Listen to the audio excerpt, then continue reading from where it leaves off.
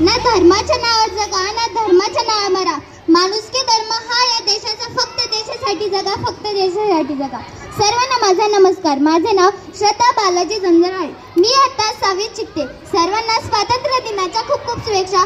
आज 15 ऑगस्ट आपल्या भारताचा 80वा स्वातंत्र्य दिन आहे. आपला भारत देश 15 ऑगस्ट 1947 रोजी इंग्रजांच्या गुलामगिरीतून मुक्त झाला. भारत देशाला स्वातंत्र्य सहजासहजी मिळाले नाही. त्यासाठी अनेक शूरवीरांनी आपल्या प्राणांचे बलिदान दिले.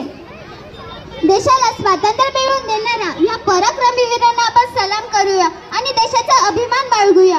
आज आपण सर्वांना मिळूया. भारत देशाला जगातील एक स्वच्छ आणि सुंदर देश बनवण्याची प्रतिज्ञा करूया. याच दिवशी आपला भारत देश ब्रिटिशांच्या गुलामगिरीतून मुक्त झाला.